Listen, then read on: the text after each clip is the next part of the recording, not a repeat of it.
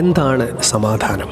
ഒരു സെക്കൻഡ് എന്താണ് സമാധാനം എന്ന് ആലോചിച്ച് നോക്ക്. സമാധാനം എന്ന് പറയുമ്പോൾ നമുക്കൊരു സംഗതിയിൽ ഹാപ്പിനെസ് ഉണ്ടാവണമെങ്കിൽ ഏറ്റവും മിനിമം ഒരു ദുഃഖം അല്ലെങ്കിൽ സന്തോഷത്തെ നമ്മിൽ നിന്ന് അകറ്റുന്ന എന്തെങ്കിലും നമ്മുടെ ജീവിതത്തിൽ ഉണ്ടായിരിക്കണം. അപ്പോഴാണ് നമുക്ക് സന്തോഷം നമുക്ക് ആസ്വദിക്കാൻ പറ്റുന്നത്. ഉദാഹരണം പറഞ്ഞാൽ, ഒരു മൊബൈൽ ഫോൺ പോലും വാങ്ങാൻ പറ്റാത്ത വിധത്തിൽ സാമ്പത്തികമായിട്ട് ബുദ്ധിമുട്ടും പ്രയാസമുള്ള എനിക്ക് ഒരു സുപ്രഭാതത്തിൽ ഒരാൾ ഒരു സാധാരണ മൊബൈൽ ഫോൺ കൊണ്ട് തന്നാൽ അതെനിക്കുണ്ടാക്കുന്ന സന്തോഷം എത്ര വലുതാണ്. അതേസമയം ഏത് മൊബൈൽ ഫോണും എപ്പോൾ ആഗ്രഹിച്ചാലും സ്പോട്ടിൽ എൻ്റെ ടേബിളിൽ എത്തുന്ന വിധത്തിലുള്ള ഒരു സിറ്റുവേഷനാണ് എനിക്കുള്ളതെങ്കിൽ മൊബൈൽ ഫോൺ എന്ന് പറഞ്ഞ ഈ ഗാഡ്ജറ്റ് കൊണ്ട് എനിക്ക് വലിയ സന്തോഷം ഒരിക്കലും ഉണ്ടാക്കാൻ പറ്റില്ല. ഞാൻ നിങ്ങൾക്ക് മനസ്സിലാക്കാൻ ഒരു ഉദാഹരണം പറഞ്ഞതാണ്.